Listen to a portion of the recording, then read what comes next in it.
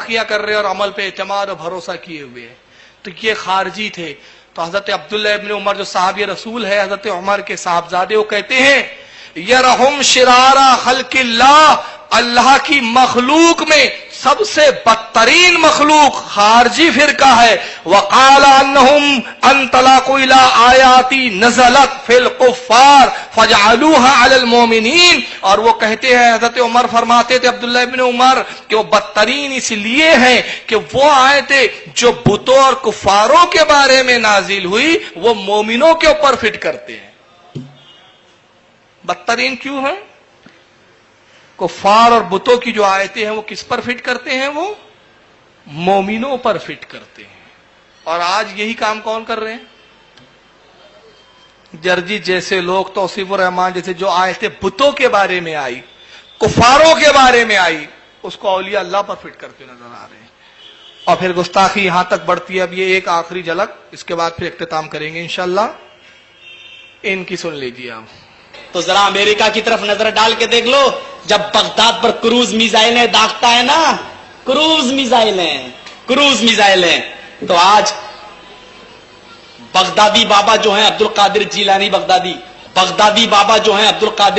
Baghdadi, उनकी कब्र की हिफाजत के लिए आज हिंदुस्तानी मुसलमानों को जुलूस निकालना पड़ते हैं। बाबा की कब्र की तौहीन हो रही है, मुकद्दस मकाम पर बमबारी हो रही है। कम से कम इन कब्रों पर बम न गिराओ।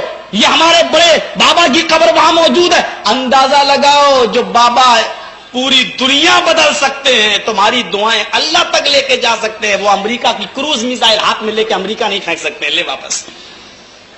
गौर करके देखो, कमजोरी नजर आएगी, कमजोरी।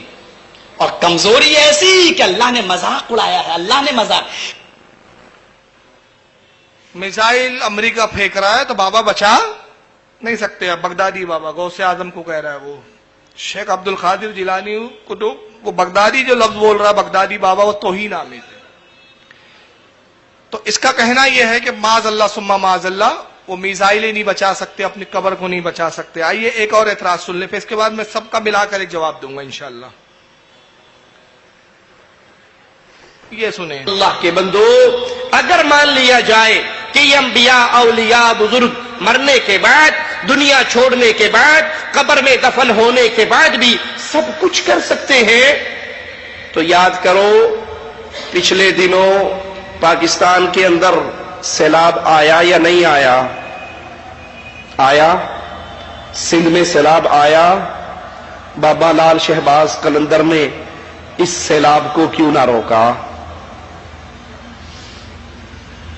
अब्दुल्ला गाजी ने कराची में बैठे बैठे इस सैलाब को क्यों ना रोक लिया?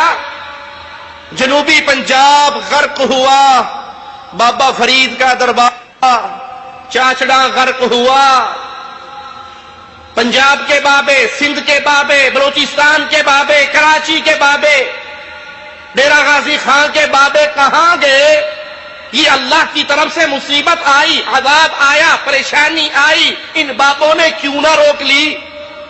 बल्कि कितने ही वो बुजुर्ग हैं जिनके अपने दरबार भी इस सैलाब की नजर हो गए, गर्क हो गए। अरे खामोश रहे आप, जोश। चलिए मैं अभी जवाब दे रहा हूं ना, इनको ऐसा जवाब थोड़ी दिया जाएगा। अगर आप बोलेंगे बंबई बचा है तो बोलेंगे वहां के बाबा तो चले गए, वहां के बाबा पावरफुल नहीं है क्या? इनको जवाब देना मुंह तोड़ आता है। चलिए, इसने कहा सैलाब आया वहां पर बलूचिस्तान और कौन कौन से तान में आया।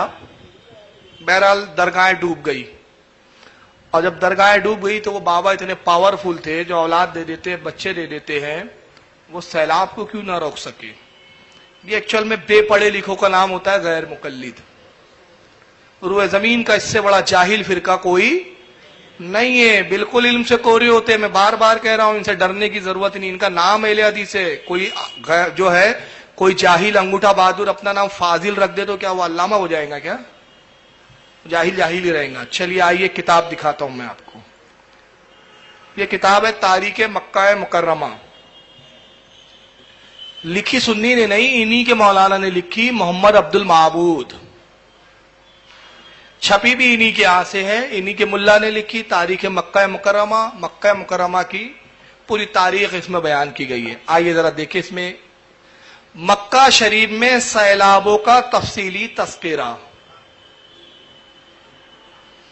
یہ ہیڈنگ ہے، اور کتنے بار سیلاب آیا پوری تفصیل لکھی ہے، وہ پوری پڑھوں گا تو جتنے دیر کا بیان کیا نا اتنا بیان میں اس پڑھنے میں لگ جائیں گا۔ صرف تارار بتا 86 مرتبہ مکہ میں سیلاب آ چکا ہے اب تک، 86 مرتبہ۔ آخری مرتبہ جو آیا وہ آخری والے کا میں ایک چیز پڑھ کے سنا دیتا ہوں، دیکھیے صفحہ آگے بڑھیں گا بھی انشاءاللہ۔ یہ جو ابھی آخری مرتبہ سیلاب آیا